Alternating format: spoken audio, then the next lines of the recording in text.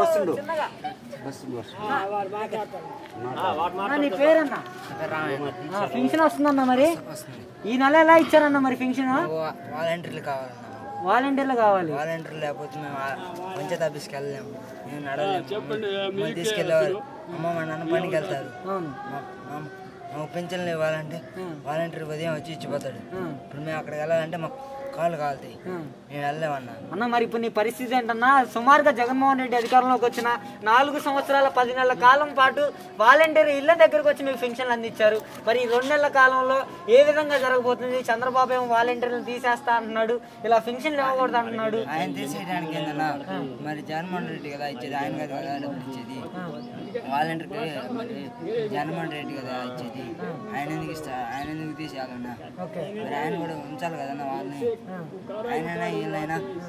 వీళ్ళైనా డబ్బులు ఇవ్వాల్సింది కదన్నా వాళ్ళైనా ఇస్తున్నారు వీళ్ళైనా ఇద్దరు ఉంచాలన్నా మరి వాలంటీర్ల వల్ల ఉపయోగమే లేదని చాలా మంది చెబుతున్నారు కదన్నా ఉపయోగం ఎందుకు లేదన్నా ఇప్పుడు ఉదయాన్నే వచ్చి పింఛన్ ఇస్తున్నారు మరి ఇంటికి 50,000 వాలంటీర్ ఇస్తున్నారు వచ్చి అన్ని చేస్తున్నారు అన్న మరి ఇప్పుడు మీ పరిస్థితి ఏంటి మీరు అక్కడికి వెళ్ళి పింఛన్ తెచ్చుకోవాలి ఈ విధంగా మీరు ఎలా వెళ్ళగలుగుతారు మేము వెళ్ళలేమనే కదన్నా కావాలని చెప్పి వాలంటీర్ కావాలని చెప్పి కదన్నా మరి ఈ ఎండకి నార్మల్ గా మనం నడుచుకుంటూ వెళ్ళడానికి చాలా ఇబ్బంది పడతాం మీరు కొంచెం అవిటితనంగా ఉన్నారు మీరు అక్కడ దాకా వెళ్ళి తెచ్చుకోగలరా తెచ్చుకోలేము కాబట్టి అందుకనే వాలంటీర్ కావాలని చెప్తున్నాను మరి వాలంటీర్లని తీసేయాలి అనుకుంటున్న వాళ్ళకి మీరేం చెప్పాలనుకుంటున్నారు వాలంటీర్ని తీసేయాలనుకున్నాం